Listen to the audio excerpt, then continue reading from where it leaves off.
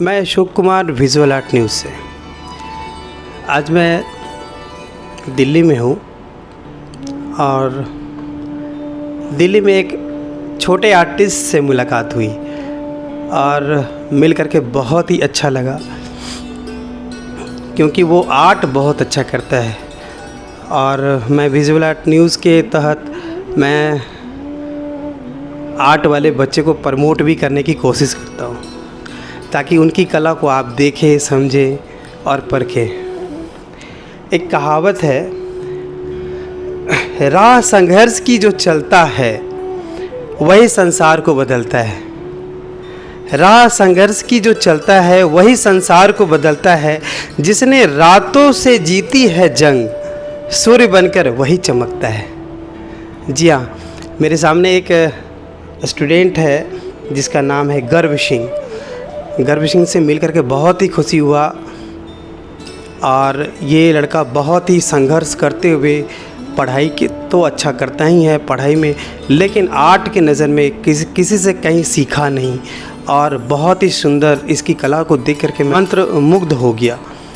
एक ऐसा लगता है कि जैसे कि साक्षात, जैसे कहावत भी है कि कला जो है, आर्ट जो है, एक तरह से भगवान। किसी चीज़ का निर्माण जो कलाकार कर रहा है, तो वो निर्माण जब कर रहा है तो उसकी कलाकृति तो उसकी है, तो उसके लिए तो भगवान वो कलाकार ही है जो उसका निर्माण किया। मैं अब गौरव सिंह से मैं बात करना चाहता हूँ। गौरव सिंह, बेटा तुम्हारा नाम क्या है, ज़रा अपने बारे में थोड़ा सा बताओगे? माई name is Garv Singh. I read in 8th class. School का नाम व्हाट से और school name? My school name is STMS Karamjot model school. आपके दोस्त तो बहुत सारे लोग होंगे, है ना? हाँ जी। चलिए, बहुत अच्छी बात। अच्छा, आप जो आर्ट करते हैं, आर्ट बेसिकली कब से, कितने साल से कर रहे हैं और कितना मन लगता है, ज़रा इसके बारे में बताएंगे मेरे को। मुझे आर्ट करते हुए 2 years हो गए, पूरे 2 साल हो गए। अच्छा। तो और मेरे को मन तब से लगे, और सबसे मेरे को ड्राइंग किसी ने नहीं सिखाई, मेरे को सिर्फ मम्मी ने सिखाई है अपनी। सिर्फ मम्मी ने सिर्फ मेरे को थोड़ी थोड़ी चीज़ सिखाई, ऐसे मैं आगे बढ़ता गया और यहाँ तक पहुँच चुका हूँ। बहुत अच्छी बात है आर्ट करना। एक तुम जब आर्ट करते होगे, बनाते होगे, तो ऐसा लगता है कि जैसे एकदम सारा वहीं पे मतलब मन लगता होगा। पढ़ाई तो तुम करते हो, हमको पता है, तुम नंबर भी अच्छा लाते हो, बट आर्ट जो करते हो, कलर के बारे में नॉलेज है तेरे को? हाँ जी, कलर के बारे में बिल्कुल है। ऐसे बेसिकली कौन कलर का यूज़ करते हो तुम? मैं ज़्यादातर पेंट और ऑयल पेस्टल्स का यूज़ करता हूँ, डॉम्स की। वाह, वेरी गुड। तुम्हारी पेंटिंग हम कुछ मेरे पास है, हम देखना चाहेंगे और हमारे जो दर्शक हैं उनको दिखाना चाहेंगे। आपने जो ये पेंटिंग बनाया है, ये आप देखिए सारे लोग, ये देखिए इसका पेंटिंग बनाया हुआ बहुत ही सुंदर, और कलर का कॉम्बिनेशन और कंपोजिशन सो वेरी गुड। मैंने जब देखा तो लगा कि ज़रा आप भी देखिए, ये जो पेंटिंग आप बनाए हैं इसके बारे में थोड़ा बता सकते हैं आप? क्या है, क्या बनाया है, कौन है ये भगवान खाटू श्याम जी है। इनका सबसे पवित्र मंदिर जो माना जाता है वो राजस्थान और दिल्ली में है। अच्छा, आप खाटू श्याम जी, तो आप गए हैं वहाँ पे, साक्षात दर्शन करने किए हैं? जी बिल्कुल जगह। अच्छा, किन के साथ गए थे आप, कब गए थे? मैं अपनी पूरी फैमिली, मम्मी पापा और दादी के साथ। Very good, very good. इसमें कौन सा कलर यूज़ किए हैं, ज़रा इसके बारे में बताएंगे आप? इसमें मैंने सिर्फ पेंट यूज़ करा है और बाकी कोई वो अलग कलर मैंने यूज़ नहीं करा, सिर्फ only paints. Very good, very. Sawan का महीना चल रहा है और शंकर जी के लिए सब लोग दर्शन करने के लिए ओतप्रोत हो रहे हैं।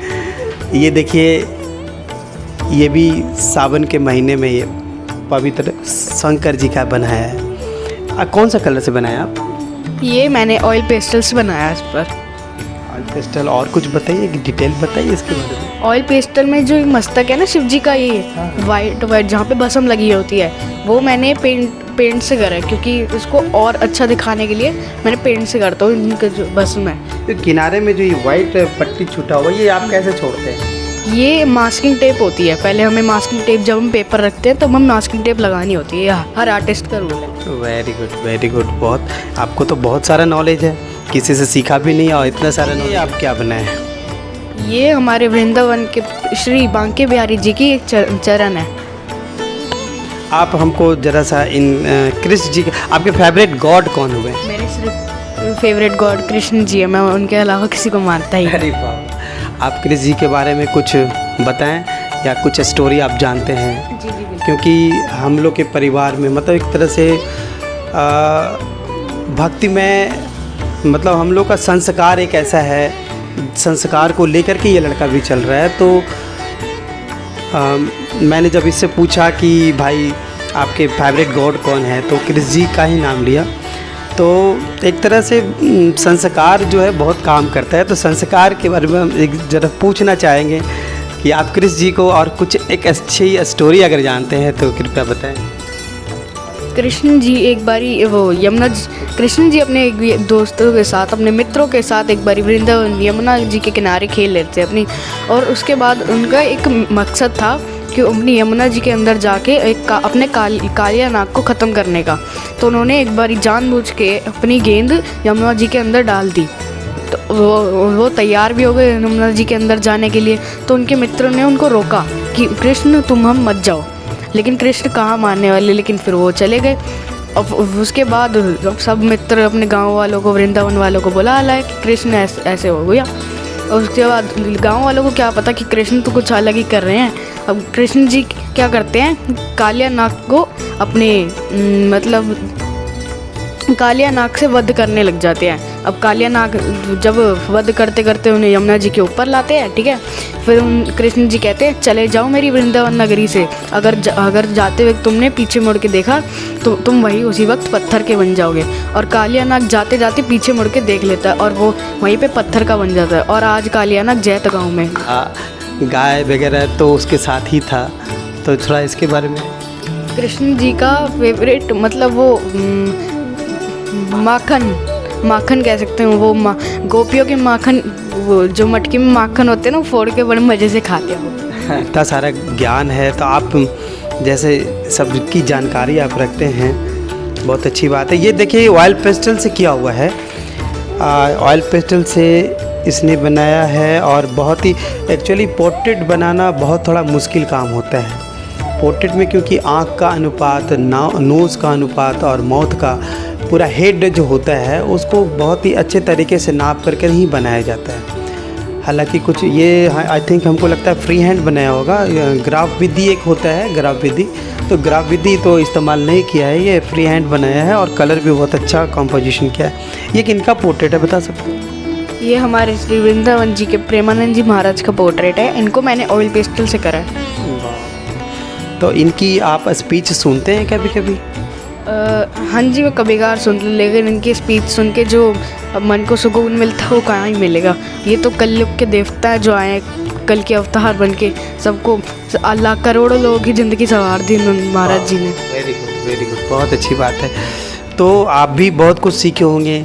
झूठ नहीं बोलना चाहिए, मम्मी पापा का ध्यान रखना चाहिए, क्योंकि अभी आप छोटे हैं तो मम्मी पापा आप पे कितना केयर करते हैं। अभी कभी बहुत सारी घटना आती है, पेपर में देखते हैं कि मम्मी पापा को छोड़ देते हैं, बड़े हो जाते हैं तो अपना घर को कब्जा कर लेते हैं, मम्मी पापा को घर से निकाल देते हैं। ये क्या गलत है कि सही है? गलत है, बहुत बिल्कुल गलत है। ऐसा नहीं करना चाहिए, क्योंकि देखो मम्मी पापा की गलती थोड़ी है वो, तो अब आपकी प्रैक्टिस की गलती। अगर आपने नहीं करा हो तो वो आपको नहीं आता होगा और इसके चक्कर में आप अपने घर वालों को छोड़ दोगे। नहीं नहीं नहीं।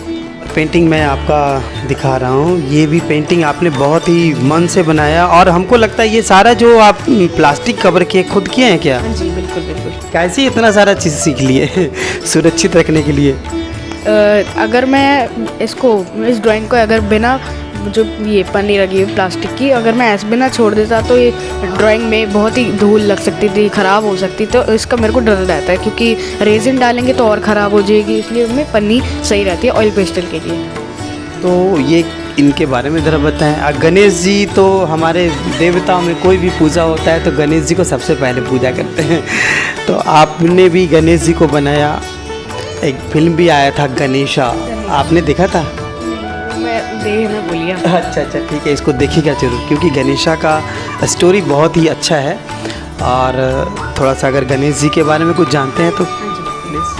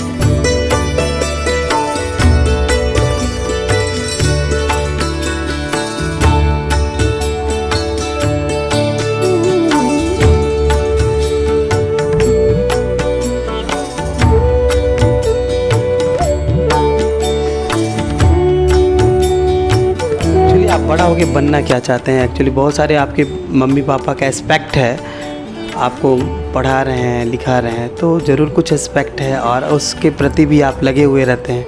मम्मी पापा आपके मेहनती हैं, पैसा कमाते हैं और एक्चुअली सारा ध्येय तो ये रहता है कि आपको कुछ पढ़ा लिखा के कुछ बनाए। तो क्या आप भी अपने मम्मी पापा का तो आकांक्षा ज़रूर पूरा करेंगे, लेकिन आपने क्या सोचा है इसके बारे में? मैंने सिर्फ अपने बारे में ही सोचा है, मम्मी पापा के बारे में भी सोचा है। मैं सिर्फ एक ही चीज़ बनना चाहता हूँ, वो आर्टिस्ट, क्योंकि आर्टिस्ट एक ऐसी कला है कि जो कुछ ही बंदे नामुमकिन है, क्योंकि इसे करने में बहुत अच्छी और अपने अंदर से बहुत अच्छी फील आती है। और इसको अच्छे करने के बहुत बड़े बड़े अवार्ड, जैसे प्रोफेशनल आर्टिस्ट होते हैं वो भी यही करते हैं कि बड़े बड़े अवार्ड्स, बड़ी बड़ी चीज़ें, अपने मम्मी पापा का नाम रोशन करते हैं। वो इसी चीज़ की वजह से करते हैं, क्योंकि वो ज़्यादा यही सब करते हैं। एक्चुअली ये छोटा बच्चा ने अभी से ही ठान लिया कि वो आर्टिस्ट बनना चाहते हैं, बात तो सही है। कलाकार का बहुत बड़ा रोल होता है समाज को डेवलप करने में, ये बात शायद ये समझ गया है, क्योंकि जैसा रविन्द्रनाथ टैगोर भी और भी बड़े लोग ने कहा है कि कलाकार को भगवान के तुल्य माना जाता है। समाज का जब निर्माण होता है, समाज अच्छा सोसाइटी बनता है, तो आर्टिस्ट का एक रोल होता है, वो अपना सोचता है, उसके अनुसार सारा सबसे पहले क्रिएटिविटी या पेपर पे बनाता है, उसके अनुसार सारा मकान का डिज़ाइन भी जो बनता है तो आर्टिस्ट पहले बनाते हैं। कोई भी चीज़ का एरोप्लेन का ही जैसे मान लीजिए, तो आर्टिस्ट सबसे पहले खाका तैयार करते हैं। टेक्सटाइल डिज़ाइनिंग में जाइए तो साड़ी का, चादर का, कपड़े का डिज़ाइन सबसे पहले आर्टिस्ट ही तैयार करते हैं। नेचर का भी, हाँ, नेचर और भगवान जी और एनिमीज, कार्टून और सब। हाँ, तो मेरी भी गुड विशेज़ है इसके लिए कि इसकी महत्वाकांक्षा, इसकी आकांक्षा को पूरा करे भगवान, गुड विशेज़। और इतना लगन के साथ इतने छोटे उम्र में ये कर रहा है, तो भगवान कहीं ना कहीं, जैसे हम लोग तो एक तरह से कठपुतली हैं, भगवान ऊपर से नचाते हैं हम लोग, ये जो बड़े लोग का कहावत है, बात सही है। तो मेरी ढेर सारी शुभकामनाएं हैं। अब हम कुछ और चीज़ पूछना चाहते हैं आपसे, ये पूछना चाह रहे हैं कि मान लीजिए ठीक है, आपने बड़ा हो गए हैं, मम्मी पापा, आप हो सकता है शायद, कितने भाई बहन हैं आप? How many brothers sister? मैं अकेला हूँ अपने मम्मी। अच्छा, मान लीजिए आपकी नौकरी कहीं विदेश में हो गई, आप मम्मी पापा यहाँ हैं, वो काम कर रहे हैं और बीमार पड़ गए, आपको पता चला। कभी कभी होता है, त्यौहार वगैरह होता है, तो उसमें एक्सपेक्ट करते कि हमारा पुत्र आएगा और नहीं आ पाते हैं, तो इमोशनली पेरेंट्स को तो बहुत दुख होता है। अब जैसे मान लीजिए आप दूर रह करके मम्मी पापा की सेवा कैसे कीजिएगा? अभी आजकल का क्रेज़ चल रहा है, मम्मी पापा को सब लोग ध्यान नहीं देते हैं, ये गलत है। लेकिन आप मम्मी पापा को किस स्थिति में कैसे मदद करेंगे? आप मान लीजिए आपकी नौकरी कहीं और दूसरी जगह होगी, तो how can you help your mother parents? अपने मम्मी पापा को देखूंगा कि नौकरी को देखूंगा? मम्मी पापा तो बाद में वो कभी नहीं मिल पाएंगे, क्योंकि नौकरी तो मिल ही जाएगी। नौकरी के बाद जब मैं अपने मम्मी पापा की सेवा करूंगा, उन्हें दवाइयाँ लेके दूंगा, उन्हें ठीक कर दूंगा, और नौकरी तो बाद में मिल जाएगी, मम्मी पापा दोबारा नहीं मिल सकते। Very good. ये देखिए कितनी बड़ी बात इसने कहा, मम्मी पापा, ये इस तरह का थॉट आजकल के क्रेज़ होना चाहिए। मैंने कई लोग को देखा है कि जैसे अपने पैसे के खातिर, थोड़े से ज़मीन के खातिर माता पिता से मतभेद, भाई बहन से, जो कि ब्लड का रिलेशन है, उससे मतभेद हो जाता है। लेकिन एक छोटा बच्चा अपना संस्कार को लिए हुए है, शायद ये नाना नानी, पिताजी, दादा दादी, सबसे संस्कार लेके हुए ओतप्रोत है ये, और अपने मम्मी पापा को हेल्प करने के लिए, मतलब एक तरह से लगने के लिए लगा हुआ है। It's a very good. एक चीज़ और पूछना चाहते हैं कि आप जो पेंटिंग वगैरह बनाते हैं, तो कभी कभी इमोशनली आपको एंटरटेनमेंट भी ज़रूरत पड़ती है, फिज़िकली भी आप करते हैं, जैसे खेलकूद वगैरह होता है, सीसी एक्टिविटी होती है। तो सीसी एक्टिविटी का मेन मकसद यही होता है स्कूल में कि बच्चा स्वस्थ रहे, सारा चीज़ स्वस्थ रहे। तो एंटरटेनमेंट के लिए ख़ास तौर पे एक ऐसा गाना जो आपको लुभाता होगा, एक ऐसा गाना जो कि आपको अच्छा लगता होगा, कुछ ऐसा है तो? कान्हा जी के भजन और हनुमान चालीसा।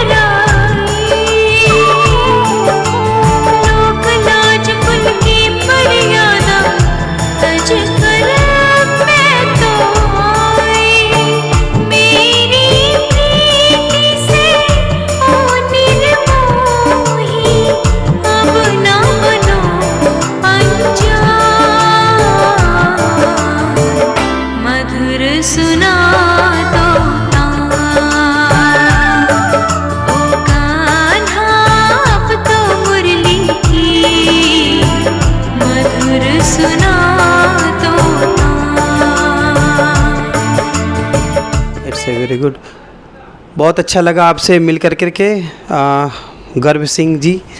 और I wish you your life golden life, अच्छे से गुजारें, माता पिता का केयर करें और उनकी बातों को ध्यान में से सुनें। कभी कुछ बोलते हैं तो अदरवाइज में नहीं लेना चाहिए। नारियल जो होता है ना, नारियल आप देखते होंगे कि नारियल ऊपर से बहुत हार्ड होता है बट अंदर बहुत ही सॉफ्ट होता है। उसी तरह पापा होते हैं, मम्मी तो सॉफ्ट होती है, पापा भी होते हैं। तो पापा कभी कभी किसी बात को डांट देते होंगे, लेकिन सारा ध्येय होता है कि हमारे बच्चा अच्छा करे। समाज जो होता है ना, समाज बहुत ही अलग टाइप का होता है। आप सब समाज में खुद जाइएगा ना तो देखिएगा कई लोग रास्ता भटक जाते हैं। हमारे स्कूल में ही लाइफ में हम देखते हैं, हम भी जब थे छोटे लाइफ में तो देखते थे इन्वायरमेंट कुछ लोग का अलग जा रहा है, कुछ लोग लड़ाई झगड़ा में जा रहा है, कुछ लोग टीचर को रेस्पेक्ट नहीं करता है। लेकिन रेस्पेक्ट करने से क्या हो जाता है यार, ज़िंदगी तो ऐसा है कि हम लोग को आना है और जाना है, लेकिन कुछ ऐसा करके जाना है कि हम लोग को याद रखे। Thank you for this and good wishes your life. Thank you for watching, bye.